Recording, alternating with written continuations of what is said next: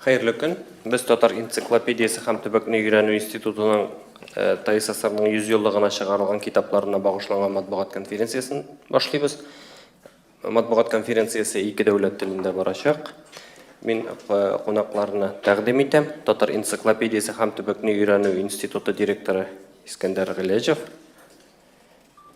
һәм Заман нәшрияты директоры Марат Фаритович Гарифҗанов.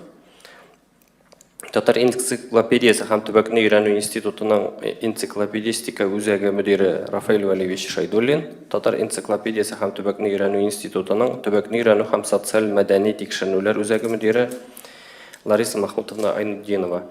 Беренче сорау, Искәндәр Аязович, сезгә менә шушы китапларны чыгаруның төп максаты нинди булды? Нәкъ менә шушы китаплар ни сәбәпле нәкъ менә шушы басмалар чыкты? Хайрлы кун, хөрмәтле дуслар, добрый день, уважаемые коллеги и друзья. Наша конференция, пресс-конференция или презентация, она запланирована двуязычной, поэтому я позволю себе начать на татарском, а потом уже, если будут вопросы, отвечу и на русском. Демәк, безнең татар энциклопедиясе һәм төбәкне өйрәнү институты ул 25 елдан артык менә шушы фәнни юнәлештә үз эшен алып бара. Ул заманында татар энциклопедиясын төзү өчен ачылган институт. Хәзерге көндә безнең беренче куелган максатыбызга ирештек. 6 томлы татар энциклопедиясы дөнья күрде. Ансы турында сез барыгыз да хәбәрдәрдер дип ышанам. Татар телендә һәм рус телендә, татар телендә соңгы том чыгып бетмәде. Гәрчә ул инде әзер. Һәм инде шул 6 томны без бастыргач, нинди юнәлештә эш алып барабыз дип сорау куйдык үзебезгә. Һәм менә шушы Татарстан турында, татар халкы турында, Татарстан халыклары турында мөмкин кадәрле киң информацияны тарату, тикшерелгән объектив фәнни мәгълүматны тарату үзебезнең төп бурыч дип күрәбез алдагы елларда һәм менә шул юнәлештә эшне алып барырга тырышабыз. Һәм инде менә шушы 2020 елда Татарстан Республикасының 100 еллыгын бәйрәм иткән вакытта без үзебезгә шундый бер бурыч куйдык. Шушы датага багышлап конкрет төпле, матур, иштәлекле, бай иштәлекле басмаларны әзерләү. Һәм бу эш инде күптән башланып китте. Кимендә бер 3 ел без шушы юнәлештә эш алып барабыз. Һәм ниһаять без бүген горурлык хисләре белән менә шушы басмаларның без планлаштырган идек. 4 басма, шушы басмаларның 3-се дөнья күрде дип әйтә алабыз. Алар турында минем коллегаларым җентекләбрәк сөйләрләр. Мин аларны бары тик әйтеп кенә узам. Димәк, менә беренче булып дөнья күргән басма ул Центральный органы государственной власти и управления Татарстана. Бу менә инде чын мәгънәдә тулы мәгълүмат шушы 100 ел дәвамында нинди безнең идарә органнары, нинди оешмалар Татарстанда эшләп килгән, нинди шәхесләр аларны җитәкләгән, алар турында тулы мәгълүмат. Татарча әйтсәк, буквально кичә без нәшрияттан менә шушы китапны алдык. Бу Татарстан 100 лет иллюстрия энциклопедического очерки дип аталган басма сезнең каршыгызда, сезгә без аны таратырга тырыштык, карарсыз, актарып чыгарсыз. Менә бу инде минемчә бик ничек дип әйтик, классик энциклопедиялардан бераз аерылыбрак тора торган басма. Чөнки без аны теге чын мәгънәдә теге алфавит принципы буенча А хәрфеннән Я хәрфенә кадәр эшләмәдек, без аны эшләдек тематик принцип буенча. Һәм Татарстанны менә 100 ел дәвамында нәрсәләр узганын без шушы басмага кертергә тырыштык. Безнең институтның мәгълүмати базасы бик күләмле, безнең хезмәткәрләребез, фәнни хезмәткәрләр бик тәҗрибәле, һәм менә шуңа таянып, шушы базага таянып, без минемчә бик матур басма әзерләдек дип ышанам. Һәм менә ансы турында безнең коллегабыз Марат Фаритович сөйләр, без менә бергәләшеп Заман нәшрияты белән шушындай бик матур 3 телле альбом чыгардык. Аның исемен біз Татарстан гимнінің бірінші сөздерінен алдық айымы. Һәм менә кызганычка каршы біз ансын өлеше алмыбыз. Түрлі сәбәпләр аркасында журналистларга бар тик күрсәтәбез генә. Әгәр дә сезнең теләгегез бар икән, сез бу утырыштан соң ул басманы карап, фотога төшерә аласыз, карап чыга аласыз. Шуннан да бу гаҗәеп матур бер басма булып чыкты. Монда инде безнең текстлар һәм әлбәттә монда заман нәшриятының тырышлыгы. Әлбәттә тагын бер басма турында әйтәсем килә. Ул әле әзер түгел, ләкин ул да инде чын мәгънәдә менә финишка якынлашты. Көзге айларда ул дөнья күрер дип ышанам. Ул Татарстанның 100 елгына башлаган тагын бер соңгы басмабыз, 4нче басмабыз. Ул 100 сәяси эшлекле дип әйтик, 100 политических деятелей дип аталар русча. Демәк, Татарстан тарихында 100 ел дәвамында 100 шәхес турында шундай фәнни биографик очерклар җыентыгы булачак. Һәм әлбәттә аңлыйсыздыр, шактый катлаулы безнең алдыбызда бурыч булды. Кемнәрне сайларга? Без инде күпме бәхәсләштек, күпме төрле оешмалар, шәхесләр белән киңәшләштек. Барыбер безгә тәнкыйтьләгәчәк, әлбәттә ул дөнья күргәч. Ләкин без инде мөмкин кадәр объектив булырга тырыштык, үзебезнең критерийларыбызга таянып эшләргә тырыштык. Һәм мин монда тагын шунысын әйтәсем килә. Әлбәттә бу бары тик без бүген бары тик Татарстанның 100 елыгына багышланган басмалар турында сүз алып барабыз. Аңа кадәр без бит әле башка юнәлешләрдә эшне туктатмыйбыз. Безнең электрон энциклопедиябез бар. Безнең Татарстанның торак пунктларына багышланган энциклопедия күптән түгел дөнья күрде. Без аның турында монда сөйләгән идек. Безнең Татарстан табигатына багышланган энциклопедия дөнья күрде. Аның турында да без журналистларга һәм җәмәгатьчелеккә җиткергән идек. Димәк, безнең эш кайный, безнең эш алда шактый күп һәм киләчәктә дә biz jurnalistlarımızna da, cəmiyyətçiligimizə də şunday matur, sıfatlı, iştəlikli basmalar bilan şadlandırırız deyib ышанам. Рәхмәт. Рәхмәт. Рафаэль Валиевич, киләсе сорау сезгә. Бу басмаларны әзерләнгәндә нинди уникаль документлар тикшерелде? Монда моңа кадәр билгеле булмаган нинди документлар, фотолар бар дип әйтә алабызмы? Әлбәттә, менә Искәндәр Аязович әйтеп китте инде, безнең институтта дөресендә бик күп мәгълүматлар тупланган. Шуңа да карамастан, без архивларга, китапханәләргә бардык, аннан яңа мәгълүматлар җыйдык. Чөнки җитешми. Энциклопедия бит ул бер стильдә язылган, бер жанрда, инде бит бу китапларны очерк формасына чыгару өчен яңа мәгълүматлар кирәк. Аны популярлаштырырга кирәк. Халыкка җиткерергә кирәк. Чөнки алар бер-берсен мәгълүматлар бер-берсенә бәйле булырга тиеш. Бәйле булган чиракта укырга да җиңелрәк, күз алларга да җиңелрәк Татарстан булган вакыйгаларны. Әлбәттә бит менә яра текст бер авырлык булсын, текстны туплауда кайбер авырлыгы булса, аеруча зур авырлыклар булды, иллюстрация басын туплауда. Җитешми фотографиялар. Әгәр карасагыз, инде бездә бик күп ак-кара фотография, чөнки юк фотографиялар. Юк.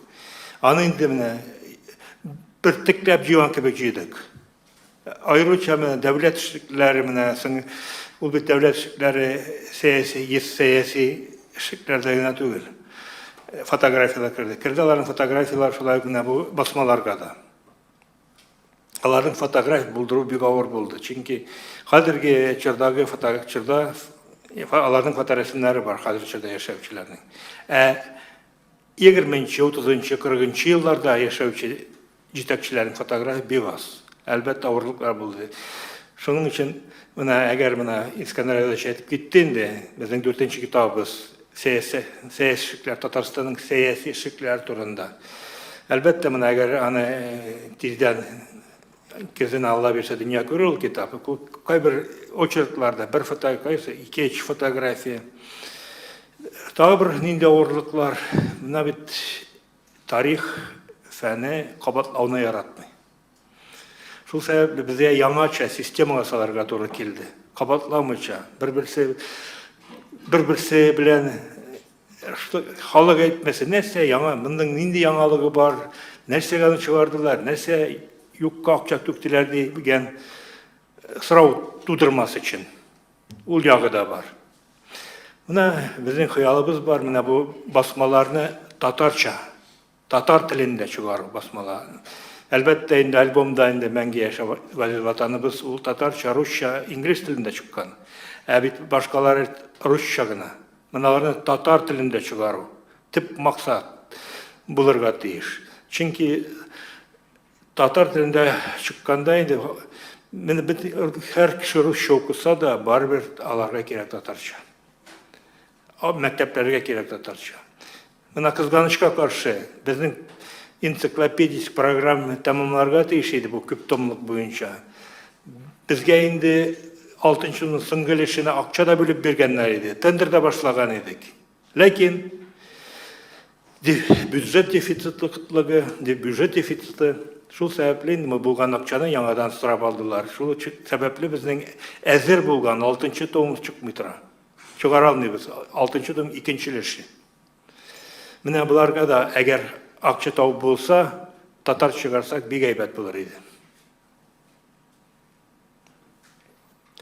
Рахмат, сұрауларыбыз журналистлардан болар. Лариса Махмутовна, а вот вы как считаете, насколько знают жители про ТССР? Многие учреждения готовили издания, готовили мероприятия. И у нас очень много страниц в истории ТССР, ну, скажем так, за пределами знаний наших людей, наших, значит, жителей Татарстана. И вот Татарстану 100 лет, на мой взгляд, в чем вообще цель была, в том числе наша, не только показать богатую историю татарского народа, Республики Татарстан, но и представить республику всесторонне на современном этапе. То есть в этих очерках последние 30 лет тоже получили очень развернутую характеристику.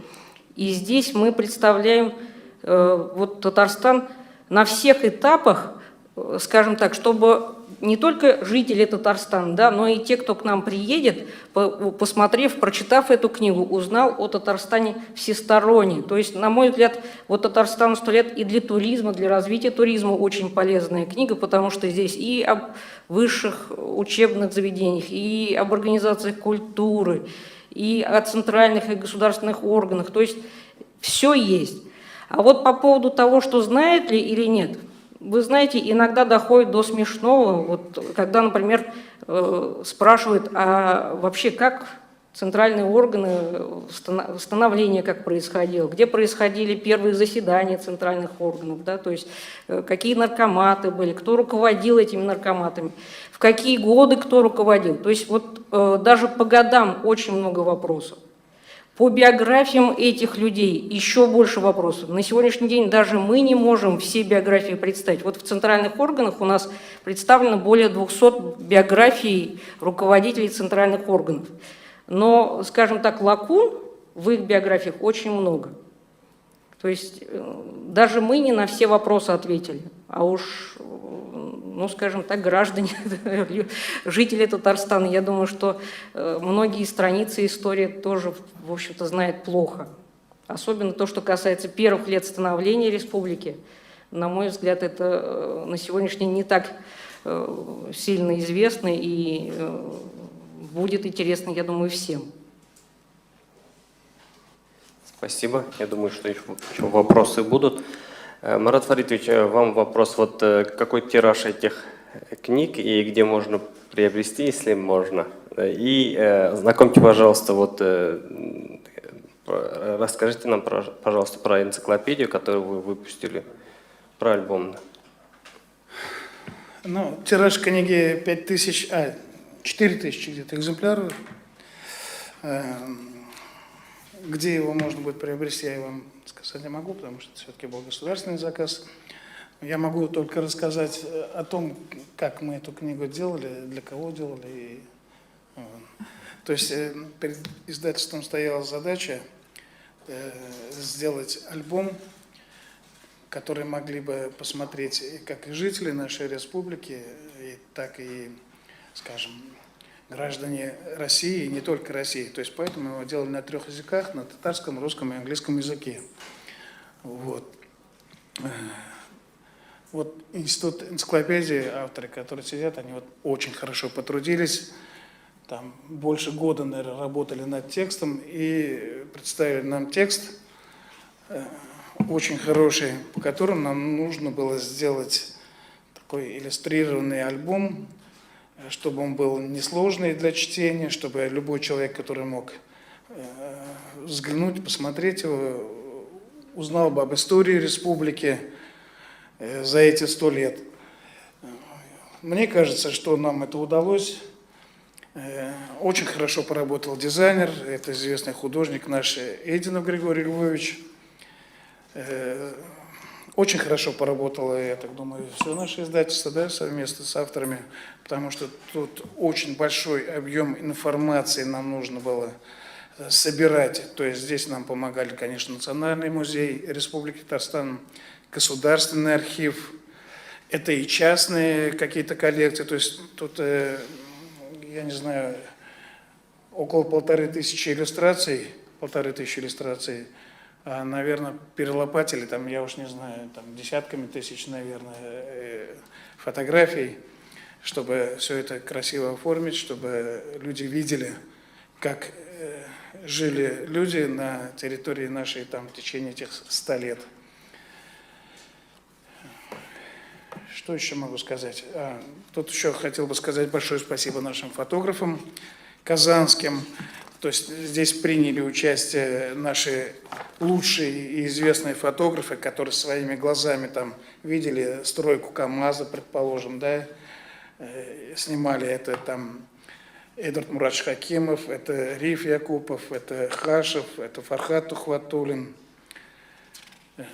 Юра Филимонов покойный. Вот, в принципе, можете посмотреть. Очень красиво, очень прекрасные тексты. Можете посмотреть и облизнуться, к сожалению. Да. Ну, не можем информации очень много, как и иллюстративной, так и тексты замечательные, я просто так думаю. Спасибо. Переходим к вопросам. Сұрауларға көшейік. Нендей сұраулар? Айы, рахмет. Татар-информ Зилема Бәрәкшина ТССР җитәкчеләрен таныту өчен тагын нәрсәләр эшләнеләчәк? Менә бу китаплар чыгаруына җитәме дип уйлыйсызмы? Монда инде минемчә җитәкчелекләр турында гына сүз барырга тиеш түгел. Монда бөтенләй Татарстан һәм Татарстан халкы, Татарстанның казанышлары турында гомумән сүз барырга тиеш. Әлбәттә, мондый басмаларның әһәмияте бик зур, ләкин буларга җитми. Бу бер адым яки бер юнәлеш кенә име. Чөнки ул безнең эш кенә түгел бит, бөтен республика халкы эше һәм башка оешмалар эше. Минем уйлавымча, без үзебезнең профессиональ мөмкинлекләребезне файдаланып, менә шушы Татарстан Республикасы турында мәгълүмат таратуга өлеш керттек. Менә безнең өчен шунысы әһәмиятле. Башкалар өчен без җавап бирә алмыйбыз бу очракта, ләкин без инде мөмкин кадәрле бу басмаларны популярлаштырырга тырышабыз. Ләкин менә финанс мөмкинлекләр турында сүз чыкты бит инде. Финанс мөмкинлекләр аркасында без аларны артык зур тираж белән дә чыгара алмыйбыз казанышка каршы. Шунысы да бар. Рахмет. Айы. Мөршидә Кыямова, Идел журналы. Менә монда әйтеп киттегез, татарчасын чыгарырга акча юк дип индеме? Нишләп аны башта ук татарча әйтеп чыгармадыгыз? Татарстан турында сүз барганда бәлкем беренче татар телендә чыгарырга кирәк булгандыр, аннары гына рус телендә тәрҗемә итәргә. Ул инде безнең өчен татарча әйтсәк больной вопрос, әйме? Беләсезме? Бу сорау булыр дип без инде алдан ук уйлап килдек. Ни өчен миндә минхаж юк, минхаж булса беренче булып бу сорауны бирер иде. Монда шулай дип әйтәм мин. Без традицион рәвештә дип әйтик инде. Бу безнең бәлки мактанырлык эшебез түгелдер. Традицион рәвештә безнең басмаларыбызны башта русча әзерлибез. Мына біздің татар энциклопедиясы башта рус тілінде дүния көрді, анан соң татаршаға тәржіме етілді. Ләкин біздің генераль юнәліш әрбір басманы соңырақ болса да татаршаға тәржіме етіп шығару. Міне қазір біздің мәселен Татарстан табиғатына бағышланған энциклопедия. Ну, бізге бітінде көп мөдірнендедір сумма берілгеш, біз шу суммадан тоянып жете алабыз. Қызғанышқа қаршы. Һәм шуңа күрә башта. Ну, шулай болып шыға инде. Шулай болып шыға. Ләкин менә без менә торак пунктларны хәзер татарчага тәрҗемә итәбез, ул басылып чыгачак татарча. Табигатькә багышланган энциклопедиялар басылып чыгачак. Монысында әлбәттә без киләчәктә татарча басылыр дип ышанабыз. Рахмат, Günler Qozon otlari jurnalining Tatar ensiklopediyasi institutining saytında tatarcha tildagi varianti ishlamay turaydi. Hozir 100 yil avvalgi u hal etilgandir shu masala. Siz сайт турында айтасыз. Sizning o'zingizning saytini ensiklopediya institutining. Біздің энциклопедия институтының иске сайты бар. Ол енді бүтінлей көптенгі искіріп біткен сайт. Ол біздің қазір Фәннәр академиясы сайтында ғана біздің айрым битебіз бар. Анда татарша мәгълүмат бар. Мәгълүматмы әллә тулысынча татарча барманда? Татарша тулысынча түгел, но өлешчә бар. Өлешчә генә. Ләкин безнең хәзер мин сезгә тәкъдим итәм Татарика электрон энциклопедиясына мөрәҗәгать итәргә. Ул безнең ике телле энциклопедия. Мин ансы турында әйттем бит, безнең электрон энциклопедия татар телендә һәм татарча һәм русча ике телдә параллель бара. Үзегезнең сайт эшләмий улым. Үзебезнең сайт безнең бары тик академия, Фәннәр академиясы ниендә генә сайтында гына урнашкан. Айрым сайтыбыз безнең юк. Киләчәктә бәлки булыр ул сайтыгыздан. Безнең академия кысаларында шундый сәясәт алып барыла. Без бүтәнебездә, бүтән институтлар академия битендә, бүтәнебездә. Безнең Тел әдәбият институты да шунда, башка институтларда бездә шунда. Рәхмәт. Рахмат, рахмат. Монда раздел периодических печать дигән бүлек бар сезнең әйме? Онда ватаным Татарстанны күрәм, Казан утлары, гаилә һәм мәктәп, Идел журналы нишләп юк икән? Ул әлбәттә телгә алына, но фонарик багышланмаган Идел журналына. Критика принимается. Юг, можно ответить на этот вопрос? При формировании книги, вы знаете, мы сразу были ограничены объемом. То есть вот книга 600 страниц. Вы знаете, мы даже многие иллюстрации не смогли поставить в эту книгу, вложить, да? То есть много материала не вошло в эту книгу из-за ограничений в объеме. И хочу сказать, что мы, конечно, только вот из средств массовой информации взяли только ведущие средства массовой информации, и, конечно, многие не вошли. То есть здесь проблема объема во многом сыграла.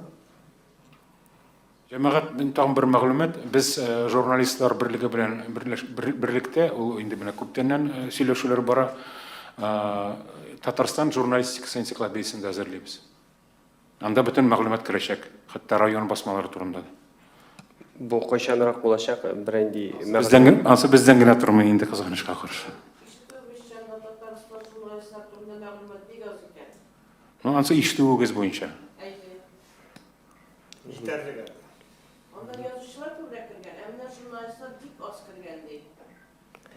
Инде без бу эшне алып барабыз, ул әле бит тәмамланмаган. Сез ишетүегез буенча хәзерге хәлне беләсездер. Чыккач тәнкыйтьләрсез килештек. Шансың булыр дисезме? Ну, ярар, аңлашылды. Нет, по поводу журналистики я еще хочу сказать, знаете, ситуация так складывается, что вот мы, например, обращаемся к тому, чтобы нам присылали анкеты, да, то есть мы не можем написать биографии, если у нас нет анкет, если у нас нет заполненных материалов, во-первых, разрешение на публикацию, вы знаете, что сейчас законодательство запрещает информацию публиковать без разрешения, да, то есть нам нужны заполненные самими людьми анкеты с фотографиями, с разрешением на публикацию. Поэтому вот мы к Союзу журналистов обращались, но за период получили около 100 заполненных анкет. То есть во многом это и от вас в том числе зависит. То есть если к вам обращается Союз журналистов и просит заполнить анкеты, то проявить, вот, так скажем, в данном случае. Ну, бу хал бит журналистларга гана карам, билесизме, биздин инде тәҗрибә бар, без бик күп кешегә мөрәҗәгать итәбез, әйдәгез язып җибәрегез безгә, җибәрегез. Бер кеше язмый, без инде үзебез аннан соң тырыша бастырып чыгарабыз, аннан соң безне тәнкыйтьли башлар, дөрес язмагансыз дип. Менә ул бик шундый бер кызганычка каршы шундый бер ситуация килеп чыга. Менә монда яңгырады фикер, союз журналистлар белән эшлисез, әйме? Димәк, хәзер минем акылым буенча сез союз журналистларга мөрәҗәгать итәсез, ә алар кем анда әгъза булып тора, шуларны гына язып җибәрәчәк буламы? Безгә хәбарыбызга да Бу темадан без читкә киттек. ничек безнең тема бит инде бу. Җәмәгать, сез журналистлар 2000-дән артык, әгәр бар санасагыз. Аның йөзегенә, менә бит сездә күбесенчә сездән тора. Мин күбе анкета алдым, анкета эшләгән журналистлар буенча, башка кешеләр буенча, башка шәхесләр буенча. Аның менә сорауларның яртысына җавап бирәләр. Тулысынча бирсәләр, без бит тиз эшлибез. Әгәр инде менә анай күпме телефон аркылы, башка чара аркылы алар белән элемтәгә керәсең, анай яңадан материал булдырасың. Шуның өчен хәзер хәбәрдар беләсез, үзегез турында безнең энциклопедия сайтын беләсез, не беләсез. Язып җибәрегез. Анда әгәр кирәк икән, үзебезнең дә куербыз анкета формасын. Бунда мәсьәлә анда түгел. Мәсьәлә тиз арада материал җыю, тиз арада анкета җибәрү. Мәсьәләгә нокта Можно куеп. я перейду к теме сегодняшней пресс-конференции? Хочу вот еще подсказать и журналистам, что на днях со 2 по 6 сентября в Москве пройдет Московская международная книжная выставка-ярмарка, и все издания, посвященные столетию республики, мы будем представлять на этом мероприятии. То есть вот кто будет в Москве, и прошу, конечно, об этом известить, что где-то написать, может быть, что будет проходить, и я думаю, все интересующиеся, скажем, этими изданиями могут прийти и посмотреть там. Менә инде күтәрелгән сорауга барыбер нокта куйыйк, алайса, Искәндәр Язович. Менә бу журналистлар энциклопедиясын әзерләгәндә журналистлар алар үзләре турында мәгълүматны сезгә җибәрә алалармы? Аның тәртибен аңлатып кына китегез, менә ачыклап китер өчен. Җәмәгать, алай булгач, мин сезгә тәкъдим итәм менә бу сүз, әлбәттә инде сүз уңаеннан чыккан нәрсә инде, мәсьәлә. Журналистлар берлегендә без төзегән анкета бар. Аңа күрә сез ул анкетаны журналистлар берлегеннән ала аласыз, үз басмаларыгыз турында һәм үз коллегаларыгыз турында менә шул мәгълүматларны тутырып безгә җибәрә аласыз, турыдан тур. Сайтка да куялабыз инде анкетаны. Яхшы, һәм ТССРның 100 еллыгы уңаеннан чыккан китаплар буенча сезнең сораулар бармы? Булмаса, Лариса Махмутовна, вот я хотел, вы говорили, что были какие-то уникальные данные, что, может быть, вы расскажете, вот, что удалось обнаружить, что до сих пор было неизвестно, вот, например, для вас стало, может быть, удивительным фактом. Может, расскажете про какие-то факты, которые вошли в эту книгу? Может быть, уникальные фотографии какие-нибудь? Ну, вы знаете, в принципе, мы ведь не останавливаемся, постоянно работаем. И, скажем так, вот мы сейчас над политическими деятелями активно работаем. И сталкиваемся с тем, что даже по руководителям, которые в свое время, в советское время, руководили теми или иными органами, нет их фотографий.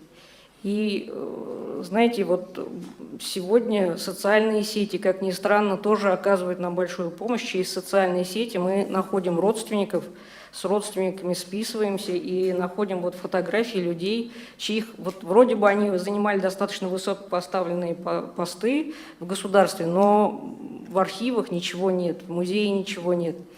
И, конечно же, таких фактов достаточно много. Даже по самым известным людям, вы знаете, вот, например, Фикрят Табиев, вот биографии, которые даны, например, в той же Википедии, они во многом подчеркнуты из нашей энциклопедии. Мы в свое время черпали это из архива, из книг. Вот даже в поисках, например, когда были люди награждены, за что были награждены. То есть таких фактов, вот в их, например, в автобиографии просто перечисление государственных наград. В большинстве информационных книг, информационных статей, которые есть, тоже только есть, как бы скажем, статьи с перечислением. А ведь, например, даже присуждение, год присуждения той или иной государственной награды, за что присуждена государственная, для политического деятеля, для государственного деятеля, это очень важно. По поводу, ну, таких фактов на самом деле много. Я же говорю, то есть по вот, наркомам, по руководителям министерств очень много споров, разные данные по тому, с какого года тот или иной министр занимал пост, тот или иной нарком занимал пост.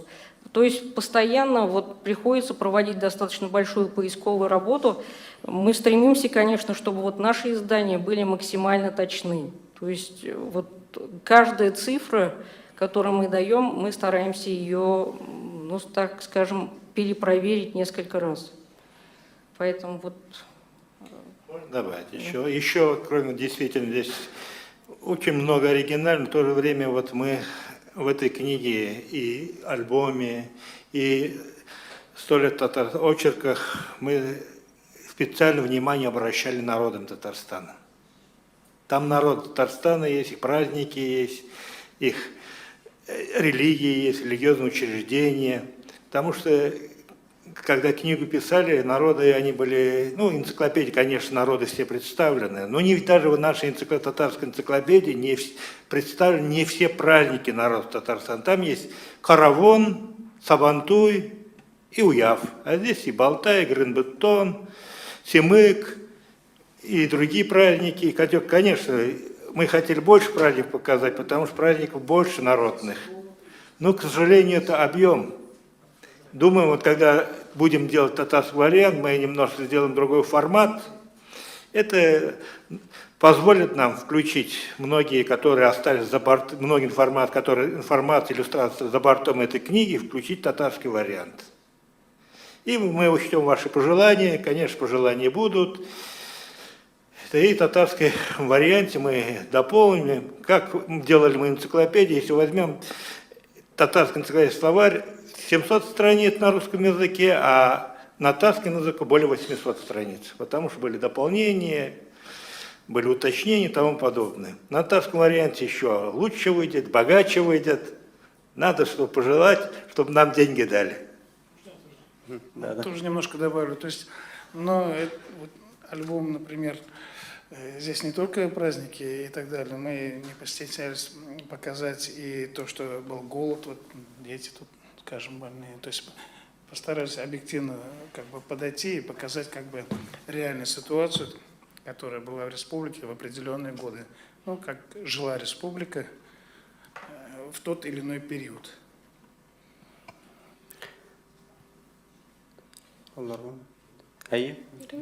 Бу китаплар интернетка урнаштырылачакмы, теләгән һәркем укый алсын өчен.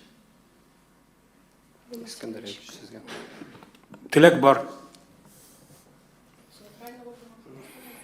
Это булыр дип уйлыйбыз. Бу мәгълүмат бит безнең әйткәнчә без электрон энциклопедиясын чыгарабыз. Ул мәгълүматларның күбесе электрон энциклопедияга керәчәк. Аерым китап булып ул чыгарма шулай шундый формада юк. Мәсәлән, әйтү кыен, әмма электрон энциклопедияга бөтен мәгълүматлар кереп бетәчәк.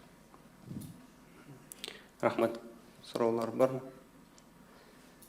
Сорауларыгыз булмаса, барыгызга да рәхмәт. Рәхмәт, хөрмәтле коллегалар. Спасибо Спасибо большое. вам всем.